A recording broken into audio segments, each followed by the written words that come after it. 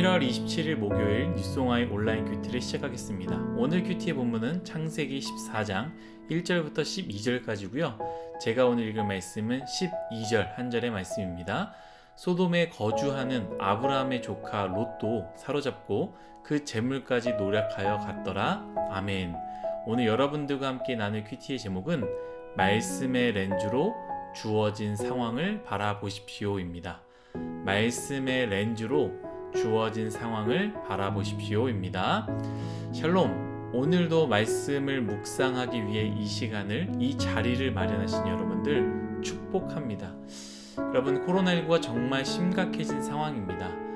우리 스스로 조심하고 정부 방침 안에서 우리가 최선을 다하여 신앙인으로 살아갔으면 좋겠습니다. 여러분, 코로나19로 다들 어렵다라고 하지만, 힘들다고 하지만 여러분 꼭 그걸 기억하셔야 됩니다. 이 기간 가운데도 하나님을 만난 사람이 있고요, 은혜를 받은 사람이 있으며 하나님께 쓰임받은 사람이 있다라는 것을 우리는 꼭 기억해야 됩니다. 우리 코로나 뒤에 숨지 마시고 주어진 상황 가운데 할 수 있는 것을 최선을 다해서 하루하루 살아내시기를 간절히 바라겠습니다.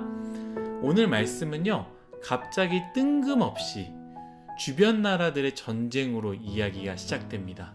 제가 1절부터 4절까지 읽도록 하겠습니다. 당시의 신할 왕 아므라벨과 엘라살 왕 아리옥과 엘람 왕 그돌라오멜과 고임 왕 디달이 소돔 왕 베라와 고모라 왕 비르사와 아드마 왕 시납과 스보임 왕 세메벨과 벨라 곧 소알 왕과 싸우니라. 이들이 다 십딤 골짜기 곧 지금의 여매에 모였더라. 이들이 12년 동안 그돌라오멜을 섬기다가 제13년에 배반한지라. 아멘. 제가 이 말씀을 읽었던 것 같이요, 가나안 나라들이요, 그돌라오멜을 12년 동안 섬겼다가 13년째 되던 해에 갑자기 배반을 하여서 전쟁을 하게 됩니다. 그 전쟁으로 어떻게 됩니까? 오늘 우리가 읽은 말씀과 같이요, 이 전쟁과 상관없는 아브라함의 조카 롯이 그 전쟁에 휘말리게 되고 그 전쟁에 의해 고통을 당하게 되었다라고 우리는 읽을 수 있습니다. 그렇게 생각하는 것이 무리가 아니죠. 충분히 그렇게 생각할 수 있습니다. 그런데 저는요, 이렇게 말씀을 묵상할 때에 그렇게 생각하지 않았습니다. 여러분들, 제가 여러분들에게 늘 이야기하지만 상황을 보지 말고 말씀을 보라고 이야기하지 않았습니까? 상황만을 봤다가는 참 어려워집니다.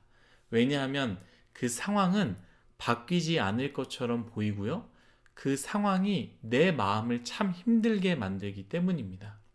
그래서 상황을 보는 것이 아니라 말씀으로 그 상황을 봐야 한다라는 것이죠. 제 딸 나은이가 선글라스를 한번 써본 적이 있는데요, 그 선글라스를 쓰더니 저한테 이렇게 말하는 거예요. 아빠, 온 세상이 보라색으로 보여요.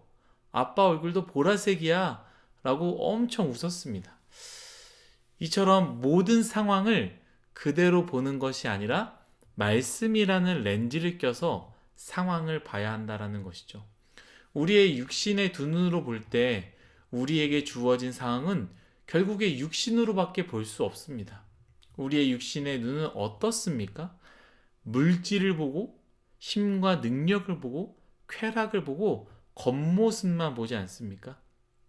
그렇기 때문에 육신의 두 눈으로 우리에게 펼쳐진 상황을 볼 때 물질로 보니 물질이 너무 커 보여 감당이 안 될 것 같고, 힘과 권력을 보니 힘과 권력이 너무나 세 보이는 일들은 나는 감당할 수 없어, 아무것도 할 수 없을 거야 미리 생각해 본다라는 것이죠. 하지만 하나님께서 뭐라고 얘기하셨습니까? 너희들은 외모를 보지만 나는 그 중심을 본다라는 것처럼 우리가 말씀의 렌즈를 껴서 우리가 우리에게 펼쳐지는 상황을 볼 때 물질 아무것도 아니고 힘과 권력도 아무것도 아니게 된다라는 것이죠.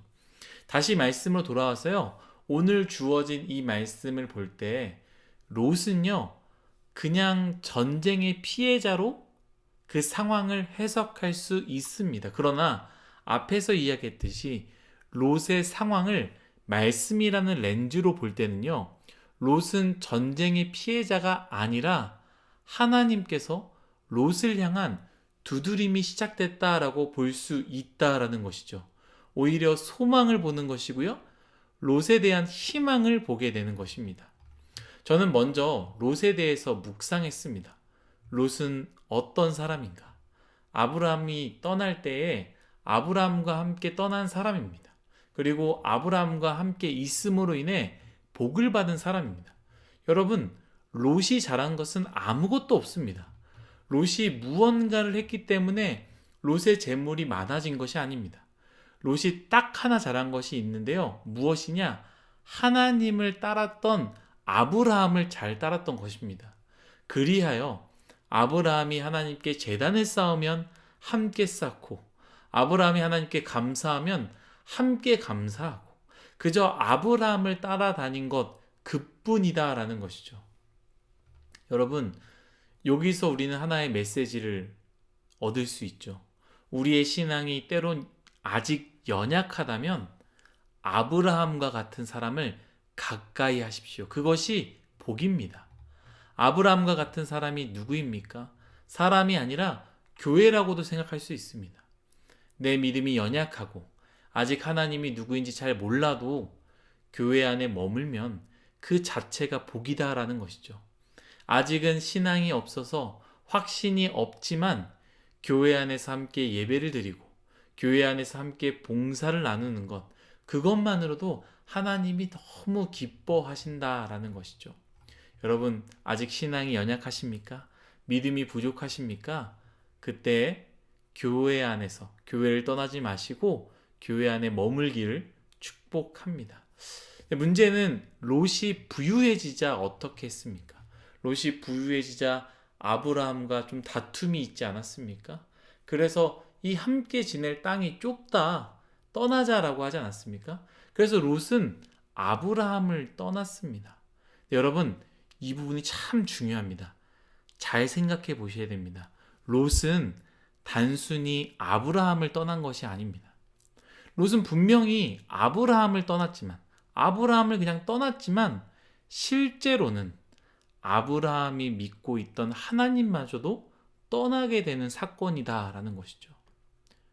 아브라함이 그냥 너는 우하면 난 좌하고 좌하면 난 우하겠다, 너가 선택해라 해서 정말로 물이 잘 흐르고 너무 좋은 거, 하나님의 동산 같고 애굽 같은 그곳을 선택하여 떠났는데 그것은 그냥 떠난 것이 아니라 하나님을 아예 떠나버리는 사건이 되게 된 것이다 라는 것이죠.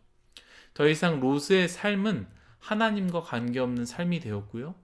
신앙의 삶도 없고 제사도 없고 제단도 없고 여호와라는 이름도 부르지 않는 그러한 삶이 되었다라는 것이죠. 뿐만 아니라 롯이 사는 곳은 어디입니까? 결국에 롯이 결정한 곳은 어디입니까? 소돔 아닙니까? 소돔의 삶을 살았다라는 것, 얼마나 타락한 삶을 살았겠습니까? 나중에 소돔에서 살았던 이 롯의 아내 이야기가 나올 텐데요. 굉장히 어렵게 살았다라는 것이죠. 저는 오늘 말씀이 아무것도 하지 않았던 아브라함의 조카가 이 롯이 전쟁의 피해를 당했습니다로 읽혀지지 않았고요.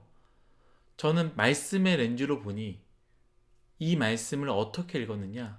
하나님께서 아브라함의 조카 롯 또한 사랑하셔서 그의 인생을 두드리기 시작하셨다라고 읽히게 되었습니다.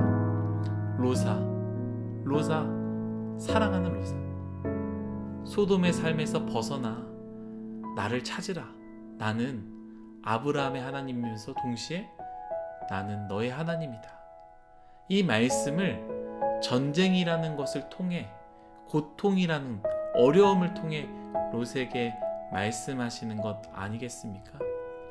사랑하는 뉴송아의 여러분, 여러분들에게 나타난 일들, 어려운 일들, 슬픈 일들 괴로운 일들이 있을 것입니다. 나는 아무것도 하지 않았는데, 나는 어떤 것도 하지 않았는데, 저 사람 때문에, 저 상황들 때문에, 저 일들 때문에 오늘 말씀과 같이 마치 롯과 같이 아무것도 하지 않았는데 사로잡히고 뿐만 아니라 모든 재물까지 다 노략당하는 어려움을 당할 때가 있습니다. 물론 저는 여러분들의 어려움들을 쉽게 말하고자 하는 것이 아닙니다. 다만 오늘 주어진 그 말씀을 통해 여러분들이 그 말씀의 렌즈로 여러분들의 어려움을 좀 해석하길 간절히 바랄 뿐입니다. 이처럼 오늘 말씀과 같이 그 상황을, 여러분들을 힘들게 하는 그 상황을 그냥 바라보지 마십시오. 말씀으로 그 상황을 바라보시기를 간절히 소망합니다. 상황을 바라볼 때 아무런 소망이 없지만 말씀으로 그 상황을 바라보면 희망이 보입니다. 상황으로는 롯이 끝난 인생 아닙니까? 그러나 말씀의 렌즈로 롯을 볼 때는요, 은혜가 시작된다라는 것입니다. 여러분, 롯처럼 어려워도 말씀으로 상황을 보십시오. 말씀의 렌즈로 상황을 보십시오. 희망이 보입니다. 왜 이런 일들이 나에게 일어났는지 바르게 해석이 될 것입니다. 오늘 하루 어떻게 여러분들에게 주어진 하루를 바라보겠습니까? 말씀의 렌즈로 바라보십시오. 최악의 어려움도 말씀의 렌즈로 보면 희망이 보일 것입니다. 오늘 하루도 그 희망을 가지고 승리하시기를 간절히 바라겠습니다. 기도하겠습니다. 하나님, 우리가 우리에게 주어진 상황 그대로 바라보지 말게 하여 주시고 말씀이라는 렌즈로 우리의 상황을 바라보며 해석하게 하여 주옵소서. 그때에 모든 인생의 주인이신 예수 그리스도를 바라보며 희망을 보게 하여 주시고 예수 그리스도로 인해 이 모든 어려움들을 뛰어넘을 수 있는 은혜를 허락하여 주옵소서. 그 희망으로 오늘 하루를 승리하기 원합니다. 감사하며 예수님의 이름으로 기도드렸습니다. 아멘.